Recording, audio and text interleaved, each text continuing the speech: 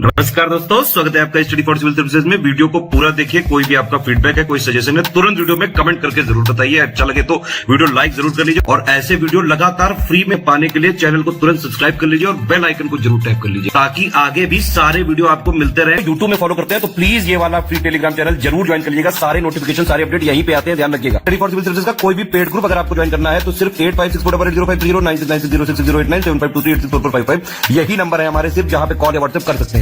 Instagram पे हमारा page जरूर फॉलो कर लीजिएगा, स्टडी फॉर सिविल .सर्विसेज है। ट्विटर पे हमको जरूर फॉलो कर लीजिएगा, @study for civils है। सारे क्वेश्चन अटेम्प्ट करिए और स्कोर अपना तुरंत कमेंट करके बताइए।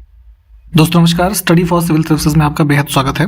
आरओ एग्जामिनेशन पेड क्विज लगातार हम देख रहे हैं, उसको कंटिन्यू करेंगे आज के फर्स्ट क्वेश्चन के साथ। पिछले वीडियोस आपने नहीं देखे हो तो नीचे देखिए, प्लेलिस्ट में लिंक दे रखे होंगे सबके, आप उसको वहां से देख सकते हैं। और एडमिशन लेने के लिए भी हमारे इन ग्रुप्स में नंबर वहां पे है, आप उस पर कॉन्टैक्ट कर लीजिए। तो देखिए, इसमें दो स्टेटमेंट है सेंसस के संबंध में। तो सबसे पहले आप जो जैसे हिस्ट्री में रोमन साम्राज्य के बारे में पढ़ते हैं तो उसमें जनगणना के प्रमाण उस समय के कैडेस्ट्रल सर्वे जो है एक है ना, इस रूप में मिलता है। तो इस टर्म को ध्यान रखिए। और अबुल फजल के बारे में आप जानते होंगे, मध्यकालीन इतिहास पढ़ेंगे तो उनके द्वारा आईने अकबरी की रचना की गई। पहली बात तो यही जानिएगा, कभी ये पूछा जाए कि इसके बारे में कि आईने अकबरी की रचना किसने की, तो अबुल फजल की है। ठीक, 1595-96 के दौरान जो है इसको लिखा गया इनके द्वारा। तो इसमें भी सेंसस का उल्लेख मिलता है। इसके अलावा कौटिल्य का जो ये अर्थशास्त्र आप पढ़ते हैं, ठीक है, इसमें भी सेंसस की या आर्थिक गतिविधियां जो सेंसस से संबंधित हैं उसकी क्या उपयोगिता है, इन सब चीज़ों को बताया गया है। फर्दर चल के आप इंडिया में जब मॉडर्न टाइम्स में देखते हैं, है ना, तो लॉर्ड रिपन के टाइम से प्रॉपर एक जो 1881 से सेंसस इंडिया में चालू होता है। ठीक, तो दोनों स्टेटमेंट हमारे ठीक हैं। इसमें एक और दो दोनों को चुनेंगे। यहाँ पे इसको इंग्लिश में भी आप देख सकते हैं। इसमें देखिए, आधुनिक पद्धति एवं व्यवस्थित ढंग से सर्वप्रथम जनगणना जो है 1749 डेट, यहाँ पे ये वर्ष इंपॉर्टेंट है। तो इस वर्ष में किस देश में कराई गई, तो यूरोप में ही स्वीडन में जो है इसको करवाया गया था। आगे देखिए, निम्न में से कौन सा कथन गलत है। तो ये गलत पूछा है या सही पूछा है, बहुत ध्यान से देखा करिए। जैव विविधता यानी कि बायोडाइवर्सिटी के संबंध में कहा जा रहा है कि जैसे जैसे आप उष्णकटिबंधीय प्रदेशों में देखेंगे तो ये अधिक होती है। ठीक है, और दूसरा है कि जैसे जैसे आप ध्रुवीय प्रदेशों की तरफ बढ़ते हैं ये प्रजातियों की विविधता कम हो जाती है। तो उष्णकटिबंधीय यानी कि आप देखिए जो भी ट्रॉपिकल रीजन है ना, equator, tropic of Cancer, tropic of Capricorn, इसके मध्य में देखेंगे तो यहाँ पे विविधता बहुत होती है। ठीक है, बायोडाइवर्सिटी। और जैसे आप पोल्स की तरफ जाएंगे, नॉर्थ पोल और साउथ, है ना, तो यहाँ पे इनकी संख्या कम होती है। तो गलत इसमें कुछ भी नहीं है, डी विकल्प को चुनेंगे हम। यहाँ पे भी आपके पास दो कथन है, कौन सा सही है। ठीक, तो जिन क्षेत्रों में प्रजातीय विविधता अधिक होती है उन्हें विविधता के हॉटस्पॉट यानी कि जो है ये जैसे इंग्लिश में आप इसको बोलते हैं बायोडाइवर्सिटी हॉटस्पॉट्स। ठीक, तो इन क्षेत्रों के रूप में इसको संदर्भित करते हैं। ये बिल्कुल कथन ठीक है। ऐसे जैसे इंडिया में भी आप जो बायोडाइवर्सिटी हॉटस्पॉट्स के बारे में पढ़ेंगे तो उसमें क्या है कि वहाँ पे प्रजातियों की जो है मतलब डाइवर्सिटी बहुत है, भिन्न भिन्न प्रकार की चीज़ें आपको मिलेंगी। और दूसरा स्टेटमेंट है कि मानव आनुवंशिक रूप से होमोसेपियन प्रजाति से संबंधित है। तो जब साइंटिफिकली आप इसको पढ़ते हैं ह्यूमन को, तो किस प्रजाति से संबंधित है, होमोसेपियन। तो ये भी ठीक है, दोनों ठीक हो जाएंगे। इसमें देखिए दो स्टेटमेंट है आपके पास, इसमें पूछा जा रहा है गलत कौन सा है। तो पहला स्टेटमेंट यहाँ से है, 19 दिसंबर 1994 को जैव विविधता की परंपरा लागू हुई थी। तो इसको ऐसे समझिए, आप convention on biological diversity CBD के बारे में पढ़ते होंगे। ठीक है, तो ये जो है एक्चुअली इन्फोर्स हुआ था 29 दिसंबर 1993 को। ठीक, तो पहला कथन गलत हो जाएगा। दूसरा है कि संयुक्त राष्ट्र ने 22 मई को जैव विविधता के लिए अंतर्राष्ट्रीय दिवस के रूप में घोषित किया है। तो ये बिल्कुल ठीक है, इंटरनेशनल डे ऑफ बायोडाइवर्सिटी जो है 22 मई को मनाया जाता है। तो पहला गलत है, दूसरा सही है। अब देखिए, सेंसस अभी नया नहीं है तो पुराना वाला डेटा ही हम पढ़ रहे हैं। 2011 के अनुसार भारत का जनघनत्व कितना था, पॉपुलेशन डेंसिटी, तो 382 पर्सन्स पर स्क्वायर किलोमीटर। ठीक, तो बी विकल्प करेक्ट हो जाएगा। अब भारत की ग्रामीण जनसंख्या का प्रतिशत कितना है, इसी के हिसाब से ये बताना है। तो इसमें रूरल पॉपुलेशन हमारी 2011 में थी 68.8%। देखिए, भारत में अभी हमने ऊपर बताया था आपको कि जो प्रॉपर रूप से सेंसस स्टार्ट हुआ 1881 से, ठीक। तो उसके पहले 1872 में भी है ना कुछ मतलब कह लीजिए पायलट प्रोजेक्ट के तौर पे कुछ उसमें विसंगतियां थी। तो ऐसा एक सेंसस करवाया गया था लॉर्ड मेयो के टाइम पीरियड में, ठीक। देखिए, ऐसे जो इंस्टीट्यूशंस हैं, उत्तर प्रदेश लोक सेवा आयोग की बहुत अच्छी आदत है कि वो हर बार पूछता है। और सबसे बड़ी बात है कि कई बार ऐसे शॉर्ट फॉर्म दे देगा। जैसे अब यहाँ पे पूछा जा रहा है high security animal disease laboratory, तो दे देंगे HSADL, है ना। तो जहाँ पे इस तरीके के संस्थानों के शॉर्टकट भी आपको आपके नोट्स या बुक्स में मिले, तो प्लीज़ इसको भी देखते हुए चलिए। इस प्रकार के क्वेश्चंस भी पूछे गए हैं, है ना। तो अब यहाँ पे ये पूछ रहे हैं, तो ये जो है आपका मध्य प्रदेश में है, भोपाल में। आपके आरओ एग्जामिनेशन में हिंदी भी आती है, तो यहाँ पे एक आपसे क्वेश्चन है मेरा। नेशनल ये शुगर इंस्टीट्यूट लिखा है, तो ये शुद्ध है कि अशुद्ध है? क्योंकि आपके एग्जाम में सेकंड पेपर में आता है, तो जरा हमें कमेंट करके बताइए। शुद्ध अगर है तो ठीक है, नहीं है तो शुद्ध क्या होगा, ठीक। तो ये संस्थान जो है कानपुर उत्तर प्रदेश में स्थित है। इसको यहाँ पे बी विकल्प को चुनेंगे हम। इसमें देखिए कौन सा युग्म सुमेलित नहीं है, ये बताना है। तो डी ऑप्शन गलत हो जाएगा। National research centre for meet जो है ना, मांस वाला रिसर्च संस्थान, ये हैदराबाद में है, ठीक है। बाकी के विकल्प ठीक है, इन्हें देख लीजिए। इसमें कुछ और इंस्टीट्यूशंस हैं और कौन सा सुमेलित है ये बताना है। तो पाम ऑयल का इंस्टीट्यूट, ग्रेप्स और ये बीट साइंस, है ना, तीनों ही ठीक है। इसमें डी ऑप्शन को चुनेंगे हम। अब जनगणना 2011 के अनुसार सर्वाधिक जनघनत्व वाला केंद्र शासित प्रदेश इसमें से कौन सा है? तो दिल्ली जो है इसका करेक्ट उत्तर होगा इसमें। यहाँ पे 2011 के सेंसस में लगभग 11,297 पर्सन्स पर स्क्वायर किलोमीटर का आंकड़ा जो है ये था। अब सेंसस 2011 के अनुसार विश्व की कितने प्रतिशत जनसंख्या भारत में निवास करती है, ठीक। तो ध्यान रखेंगे उस समय के आंकड़ों के अनुसार लगभग 17.5% जो जनसंख्या है ये भारत में रहती थी। ये भी कुछ फैक्ट हैं 2011 के सेंसस के आधार पे। कौन सा इसमें गलत है?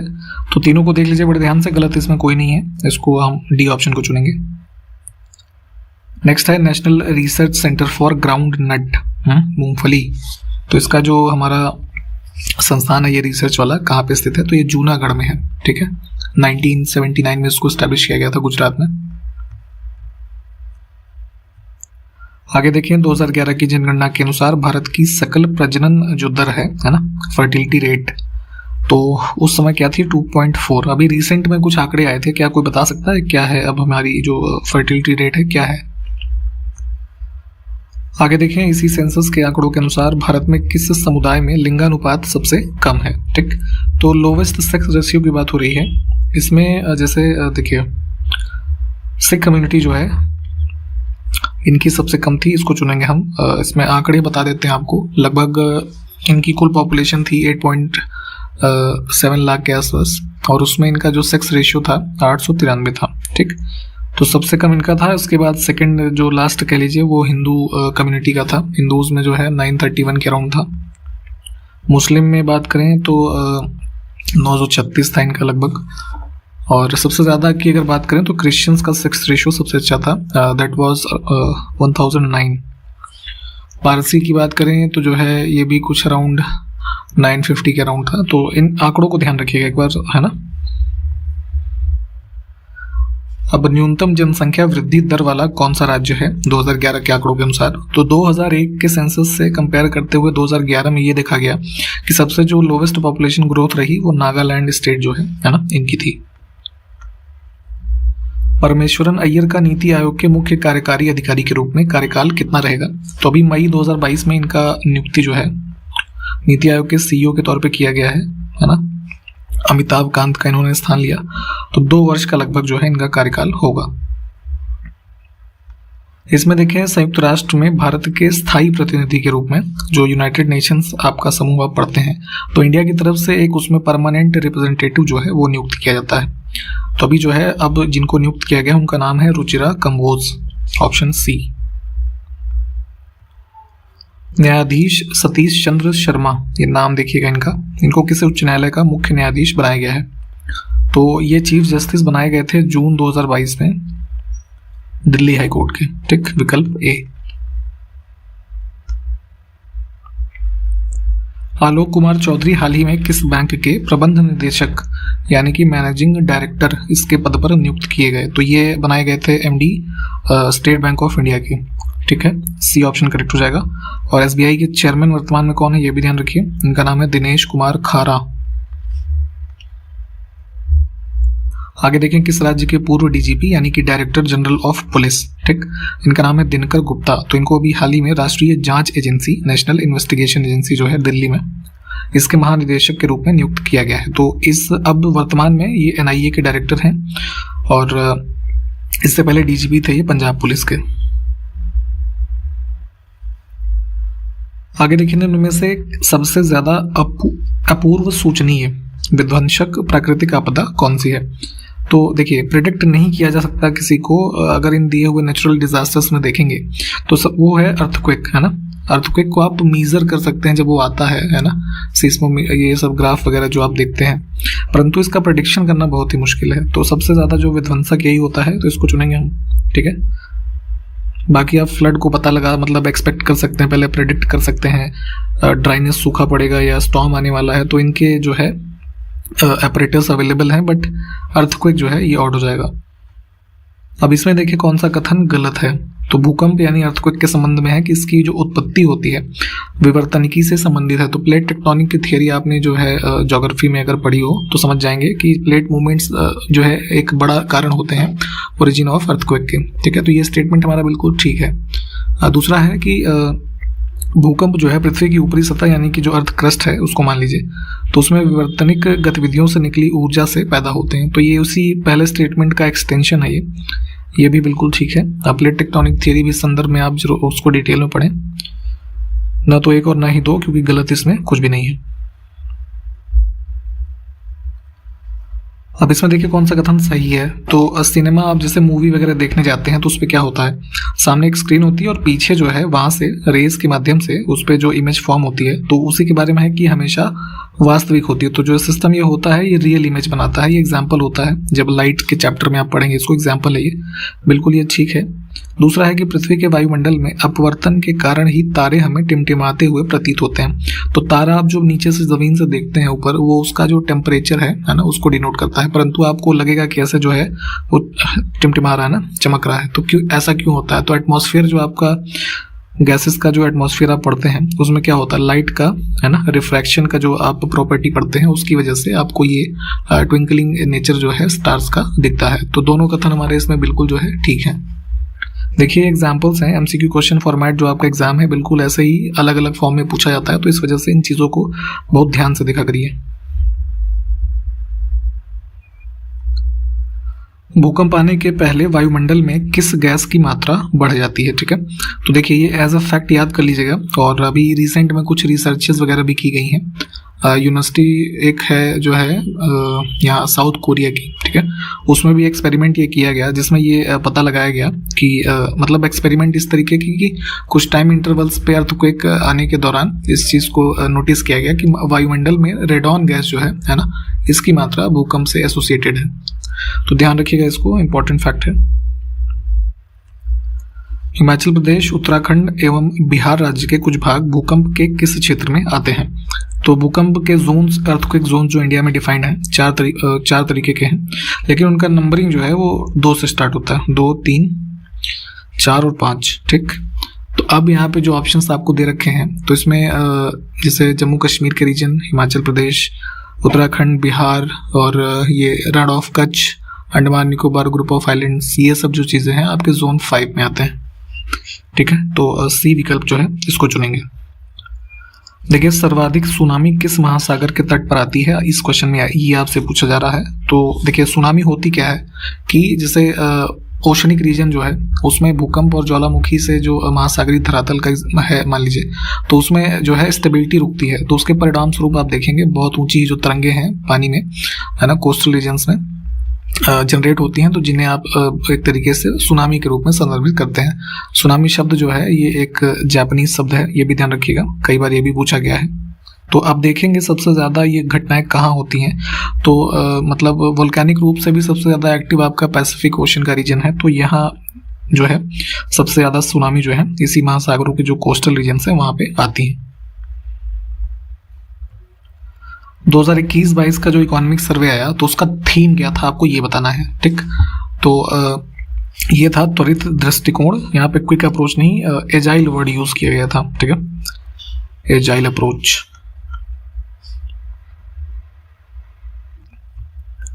संयुक्त राष्ट्र लोक सेवा पुरस्कार 2022 से किसे सम्मानित किया गया? तो यूनाइटेड नेशंस के द्वारा ये पब्लिक सर्विसेज अवार्ड दिया जाता है और इसमें ओडिशा में एक बस सर्विस है, मो बस, है ना, इनको दिया गया था, ठीक है, नाम ध्यान रखिएगा, उड़ीसा से संबंधित है।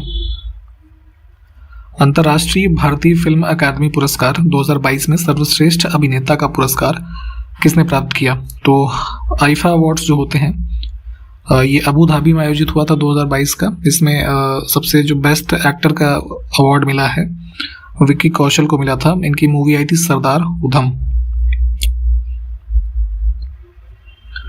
जल जीवन मिशन ग्रामीण जो चलाया गया भारत सरकार के द्वारा, तो उसका लक्ष्य किस वर्ष तक हर घर तक पीने लायक जो शुद्ध जल है उसको पहुंचाना है? तो एवरी हाउस होल्ड जो भी इंडिया में है उस पोर्टेबल वाटर से कनेक्शन उनको करना है बाय द ईयर 2024। दो कथन इसमें है, कौन सा कथन सही नहीं है देख लेते हैं। इकोनॉमिक सर्वे जो इंडिया का आता है उसके संबंध में है कि भारत का आर्थिक सर्वेक्षण वित्त मंत्रालय द्वारा जारी एक वार्षिक दस्तावेज है, ठीक है। तो पिछले फाइनेंशियल ईयर में क्या एक्टिविटीज हुई उसके संबंध में डेटा इसमें प्रस्तुत किया जाता है, ठीक।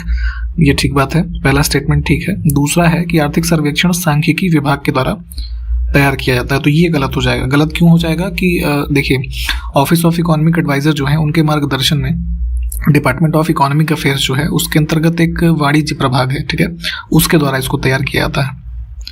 तो दूसरा गलत हो जाएगा, है ना, सही नहीं जो है वही पूछा था, तो 2 नंबर को चुनेंगे हम। इसमें देखिए अब कौन सा कथन सही नहीं है। पहला है जल जीवन मिशन के बारे में अभी हमने जो ऊपर क्वेश्चन भी देखा था एक, तो इसकी शुरुआत 15 अगस्त 2020 को की गई थी। ये कथन गलत है। गलत क्यों है बताते हैं अभी आपको। दूसरा स्टेटमेंट देख लेते हैं।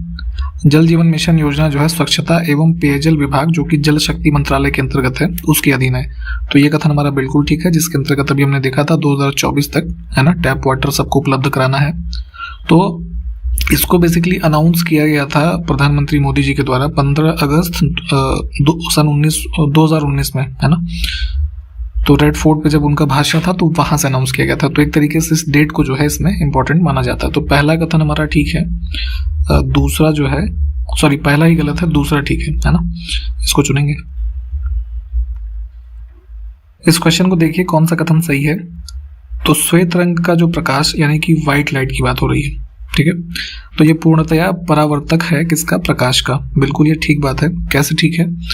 जैसे जो भी आप व्हाइट ऑब्जेक्ट देखते हैं तो वो क्या होता है, जितनी भी विजिबल वेवलेंथ है ना लाइट की होती हैं उन सबको वो रिफ्लेक्ट कर सकता है ना। इसीलिए वो जो वस्तु है आपकी व्हाइट कलर की आपको दिखती है, तो उसी के संबंध में स्टेटमेंट है कि व्हाइट लाइट जो है रिफ्लेक्टर होती है लाइट की पूरी तरीके से। तो ये कथन हमारा बिल्कुल इसमें ठीक है पहला। अगला स्टेटमेंट है कि लेजर बीम जो होती है अधिक मोनोक्रोमैटिक होती है। अधिक क्या मतलब, जैसे कोई भी लेजर लाइट आप देखेंगे स्पेशली, तो उसमें क्या होता है आपको ज्यादातर सिर्फ एक कलर का जो है प्रकाश दिखाई देगा, काफी दूर तक जो है इसकी वेवलेंथ मतलब जो डिस्टेंस कवर करता है ना। जैसे कभी आपने एक्सपेरिमेंट के तौर पे कभी देखा हो, तो मोनोक्रोमैटिक से मतलब यही है कि इसमें चूंकि एक ही वेवलेंथ का जो प्रकाश है इसमें दृश्य होता है ना इस लाइट में, तो वही कहा जा रहा है कि ज्यादातर जो आप लेजर बीम्स कहीं पे भी उसको अगर उसको इंस्टॉल किया गया है ना, तो व्हाइट लाइट में जहाँ डिफरेंट सारी वेवलेंथ जो होती हैं कवर होती हैं, इसमें सिर्फ एक होती है, ठीक है। तो इसीलिए मोनो जो वर्ड होता है ना, ये जानते होंगे सिर्फ सिंगल के लिए यूज होता है। तो ये स्टेटमेंट भी हमारा ठीक है, दोनों को चुन लेंगे। इन चीज़ों को थोड़ा लाइट वाले चैप्टर में डिटेल में आप जो है अपने नोट्स वगैरह में से प्लीज पढ़ लीजिए, क्योंकि इसका एग्जाम्पल्स और इन तरीके की चीजें पूछी जाती हैं अक्सर।